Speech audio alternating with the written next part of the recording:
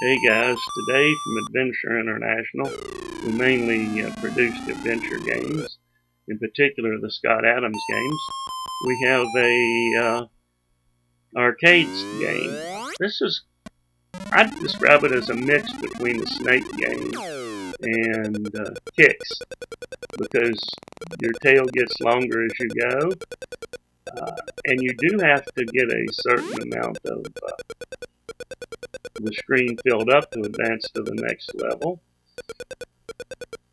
You don't have to worry about hitting your tail or hitting the side of the screen, because you just stop. You don't lose anything there.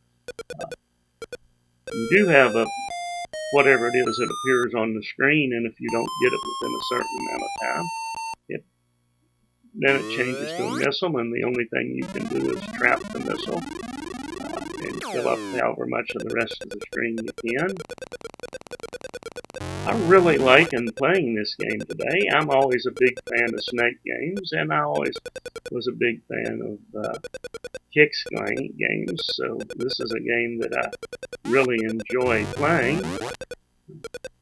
I hope you enjoy this walkthrough today, and I thought maybe I'd give you a little something extra, because so far this month I haven't uploaded anything that was strictly for the Color Computer 3.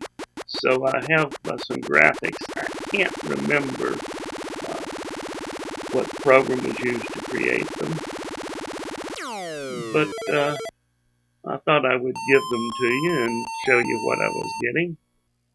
And of course, first here we have a image of the Color Computer, and then we're going to have the three competing computers, main competing computers that you would have had back in the day, which in a lot of ways most people in the community expected you to hate if you were a color computer user. And of course, first we have IBM and, well, actually all of the PC community. Not so much early on, because it really wasn't until the latter part of the decade, the 80s, that it really became the competition. So it was more in the latter part that it did, but it was one of them that definitely you were expected to hate if you had a color computer. And then, of course, we had the Apple II in particular, which was firmly established. Would have been I think they would have had the top of the market by the time the color computer came out.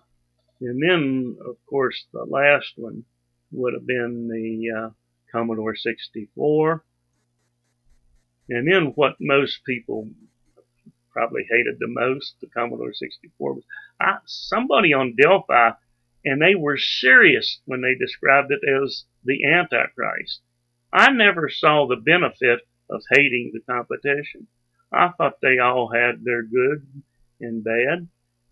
And I consider getting a Commodore 64, which of course I have now, have videos of.